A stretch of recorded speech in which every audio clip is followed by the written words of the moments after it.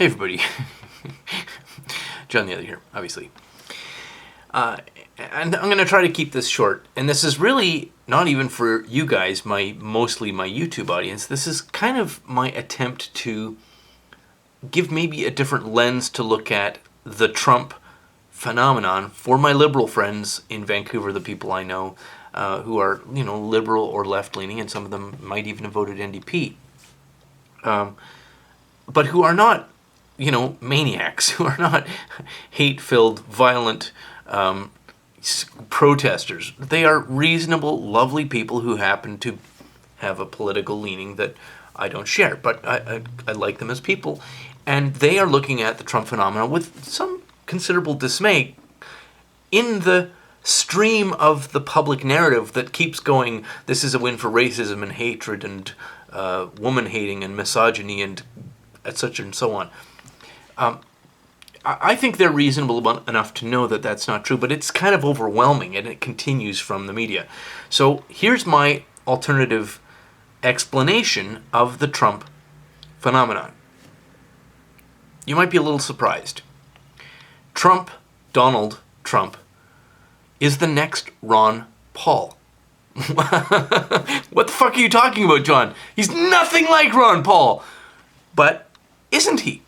Now, clearly, Ron Paul and Donald Trump are vastly different types of individuals. They're wildly different in their personalities, in their approach. One guy is soft-spoken and meek, and he looks small and cute and cuddly, Ron Paul, right? And the other guy is this big, heavy-set, brash, bull in a china shop, the champion of all online trolls, just a nightmare for the PC, the politically correct brigade, a disaster, and lending to all of this anti-Trump rhetoric that he's a hateful, misogynist, woman-hater, racist, la la la la la, and you know how that song goes, and of course leading to all the violent protests. But I think they're very similar. Now, Ron Paul was a presidential candidate and got quite firmly trounced. He wasn't even allowed in the presidential debate.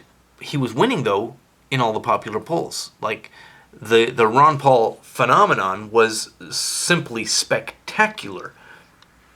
It was an amazing populist rejection of mainstream politics, neoconservative warmongering, foreign adventurism, the perpetual draining of the tax base to fund foreign adventures and enrich the banking class, the transnational bankers and the central fiat currency creators. Ron Paul was a very principled, peace-loving guy who said the way we should deal with foreign countries is not by having war with them and not expanding empire, and also not by being allies, but simply keeping our independence from other countries and doing trade with them. That's how you relate to other countries, is through trade. That's the correct way to do things. There's no war, there's no killing. Very civilized. Well, Ron Paul got walled out. The Republican Party wanted nothing to do with him, and I will argue that the Republican Party and the Democratic Party are not two separate parties. They are both puppets. They are mittens on the hands of the central bank, of the Federal Reserve. I am firmly of the belief that it's one big club.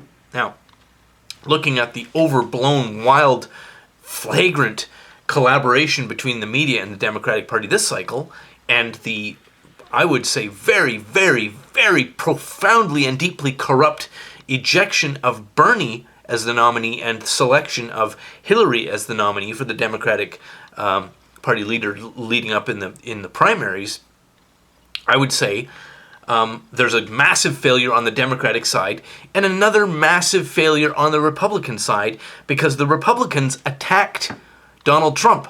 That video footage of him saying grab them by the pussy, guess who leaked that to the media? It wasn't the Democrats. It wasn't the opponents, the Democratic left-leaning opponents of Trump. It was the fucking Republicans who did that. It was an attempted coup in their own party. So the idea that the Democratic and the Republican parties are these two separate philosophical or political opponents is a bunch of hooey, in my view. They're just different mittens on the hands of the central bank.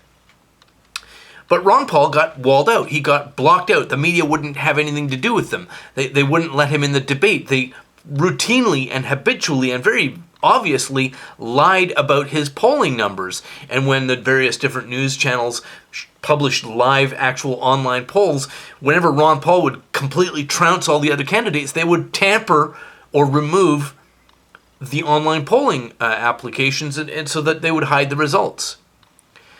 And Ron Paul was a soft, gentle, not a bull in a china shop kind of guy. He was a very soft-spoken, very polite, very civilized man.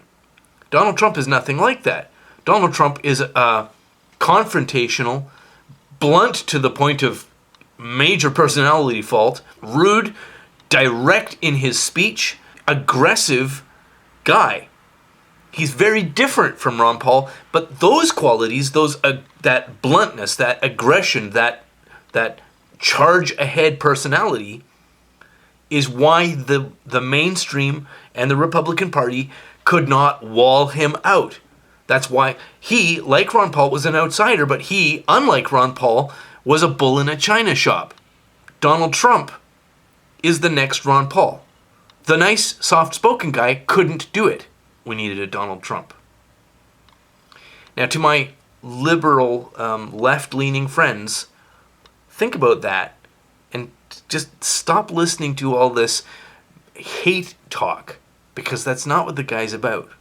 If you really want to get a picture of his personality, look at what he was doing before he ran for president. Look at the TV show The Apprentice, how he manages conflict, how he manages disagreement. That's who we really got. Now, is he going to be a great president or a good president or a bad president or a terrible president? Well, I don't know. I hope he's going to be a good one. But the thing I do know is that he is a massive and fundamental change from business as usual, the same old politicians, the same bankers and corporate rule through salesmen acting as elected representatives. And that's why I don't mind if he's a bull in a china shop. I don't mind how rude he is, because the bankers and the war makers have got to go. Thanks very much for listening, and as always, have a lovely day.